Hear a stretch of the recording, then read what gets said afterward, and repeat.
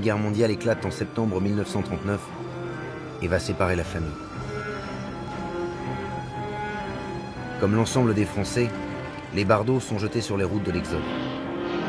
Ils s'installent un temps à Hendaye, puis remontent vers Dinard où les bombardements sont moins fréquents.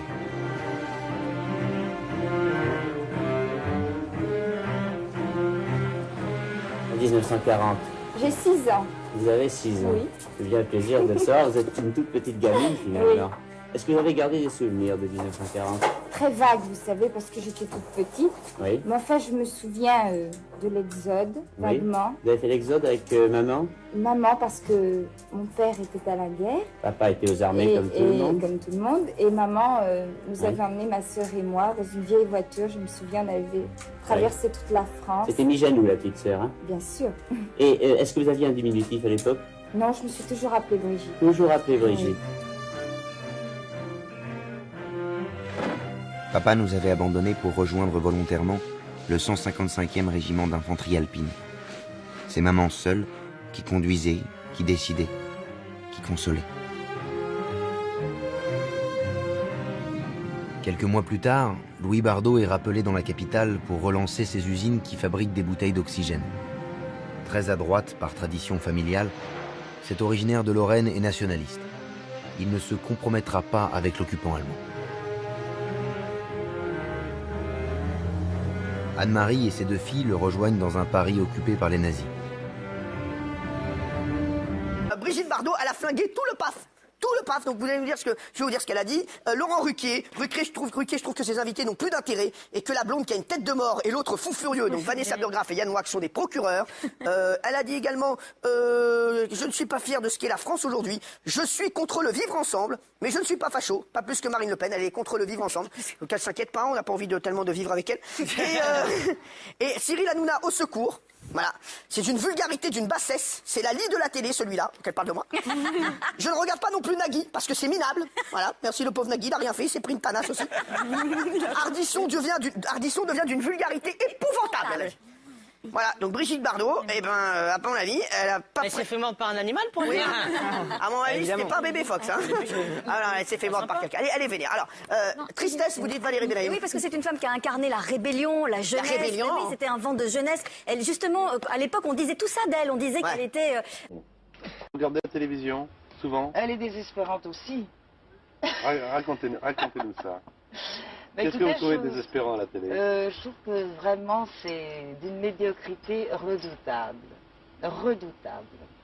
Parce que... Alors, Parce que quoi parce qu'on tire les gens vers le bas, vers la bêtise, au lieu de les élever vers quelque chose de plus intelligent ou d'un humour. Il y a quelques émissions que j'aime bien qui sont des émissions littéraires comme celle de Pivot par exemple, qui vous apportent quelque chose.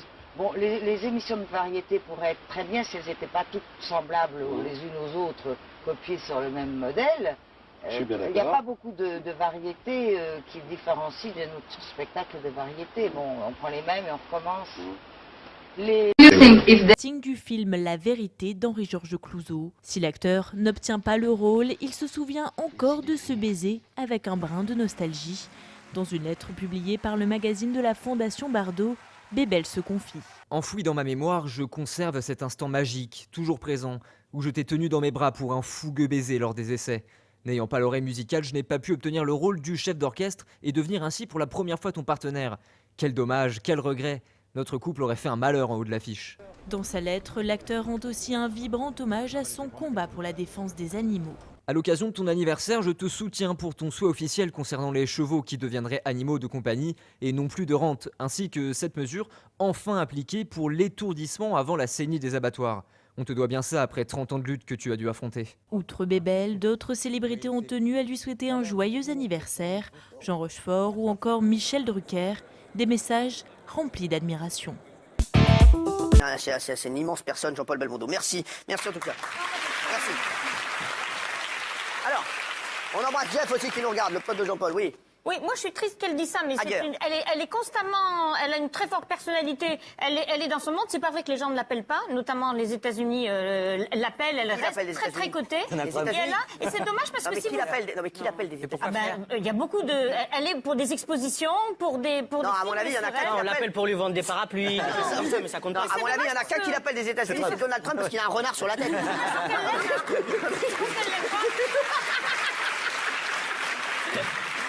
I have a fox on my hand.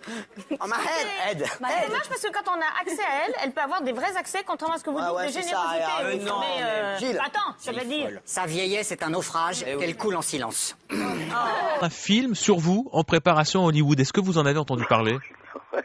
Ils n'ont pas intérêt, hein, parce que j'ai pas entendu parler et il n'est pas question de faire quoi que ce soit sur moi sans que je sois d'accord. Alors, apparemment, le réalisateur, c'est Kyle Newman, hein, et je sais pas qui c'est, il souhaiterait confier connu. votre rôle à son épouse, qui est Jamie King, qui est une actrice qui a déjà joué dans plusieurs films. Ça vous ennuierait, ça, qu'il y ait un film sur vous? Non, moi, écoutez, bon, on peut attendre un peu, mais un film sur moi sans que j'ai été prévenu et sans que je sois d'accord sur la personne qui interprétera mon rôle, alors ça, je suis pas d'accord. Qui vous... Alors, c'est dommage. Voilà, oula, vous êtes, momie, vous allez loin, hein, Thierry. Pourquoi donne-t-on encore la parole à cette dame, puisqu'à chaque fois elle dérape, à chaque fois elle raconte des conneries, parce que ce sont des conneries. Le vivre ensemble, c'est quand même quelque chose qu'on prouve ici tous les jours, mais que plein de gens prouvent tous les jours, bien sûr, tout le temps. C'est la plus grosse connerie qu'elle ait dite, moi je pense dans l'interview. Je suis contre. C'est je suis contre le vivre ensemble. La meuf, elle est pour le vivre toute seule. Donc voilà, faut la laisser tranquille avec ses chiens. On vous sent nostalgique d'une France qui est un peu passée. C'est quelle France que vous regrettez un peu? Ça, pour être nostalgique, je suis super nostalgique. La France de maintenant, je la reconnais plus. C'est plus la mienne, en tout cas. Et pourquoi? Qu'est-ce qui a tellement changé, selon vous? Ça a énormément changé. D'abord, les choses ne sont plus les mêmes, les libertés ne sont plus les mêmes, les joies de vivre ne sont plus les mêmes. D'abord, il n'y en a plus. Ensuite, il y a un envahissement tout à fait déplorable, à mon avis. Mais pour être clair, c'est l'immigration. Ça, vous avez pris des positions moi, très je nettes trouve que anti-immigration. vraiment, il y en a beaucoup trop.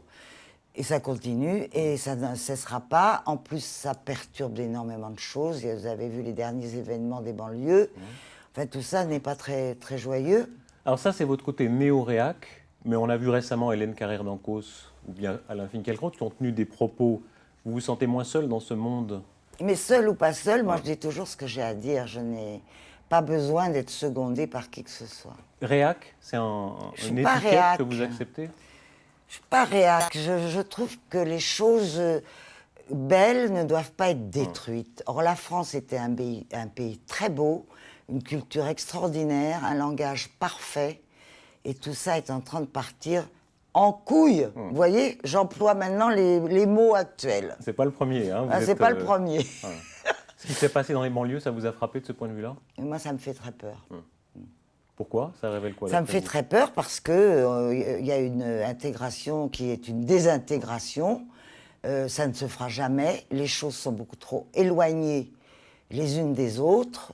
Les cultures et les traditions et les religions et les choses comme ça ne peuvent pas s'entendre.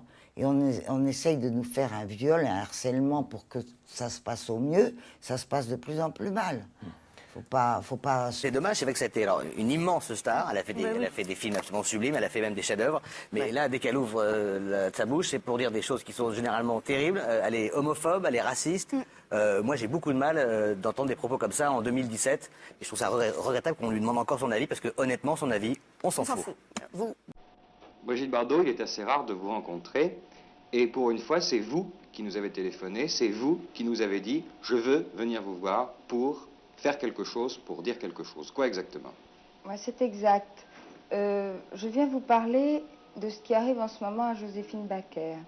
Je trouve personnellement que c'est bouleversant et que nous devons tous faire quelque chose pour elle. Je ne savais pas trop comment joindre tout le monde, alors j'ai demandé à la télévision d'être le porte-parole des gens que cette histoire a touchés. Parce que j'estime que cette femme a eu beaucoup de courage dans sa vie et a toujours été très généreuse. Et qu'en ce moment, nous ne devons pas la laisser dans cette situation. Alors, Je sais qu'en général, les appels lancés à la télévision n'ont jamais été sans réponse. C'est pourquoi je vous demande à tous aujourd'hui de faire le maximum de vos possibilités pour venir en aide à Joséphine Baker. Vous savez que mardi, on doit vendre le château d'Emiland. C'est-à-dire que cette femme va se retrouver avec ses 11 enfants, sans maison, sans toit et sans argent. Elle a adopté ses 11 petits-enfants qu'il appelle tous maman et qui sont vraiment ses petits-enfants, qui sont forcés d'aller, on ne sait pas très bien où, quand elle n'aura plus sa maison. Alors, je crois que chacun, dans la mesure de vos possibilités et de vos moyens, vous devez aider Joséphine Baker. C'est-à-dire... Joséphine, vous venez d'entendre à l'instant Brigitte Bardot, il est 20h03. Qu'est-ce que ça vous a fait? Vous voyez, j'ai oublié que j'étais ici, près de vous, près des amis, en train d'écouter. C'est tellement sensationnel de penser à une femme comme elle, auquel qu'elle pense, elle, à mes enfants, ou les enfants en général, parce que ces enfants sont des enfants du monde et ils ont le droit de vivre et d'être heureux. Ils présentent la fraternité universelle et le Milan, c'est un petit village unique au monde, il n'y a pas un autre comme cela. J'ai fait ça parce que je savais que je faisais mon devoir moi aussi. Et de penser que Brigitte Bardot, elle qui est fameuse, qui est sensationnelle, que tout le monde l'aime, que tout le monde l'adore, et elle a pensé tout seule à venir à mon aide. Je dois dire que, sans blâme aucune, vous savez bien que je n'ai jamais de blâme de mon cœur, eh bien, ça me fait quelque chose de penser qu'elle est toute seule et personne d'autre. Justement, tout à l'heure, on m'a demandé de Londres, de New York et de partout si je la connais. À part d'un artiste que tout le monde connaisse par le cinéma, etc. L'autre, je n'ai jamais fait sa connaissance. Je trouve que du reste, ce serait un très grand honneur de faire sa connaissance. Une femme avec autant de cœur, de penser aux enfants qui seront, à partir de mardi, si la chance et le miracle n'arrivent pas, nous serons, pour de vrai, sans foyer. Et elle a compris cela. Elle seule vient en ce moment comme artiste, je veux dire, à mon secours.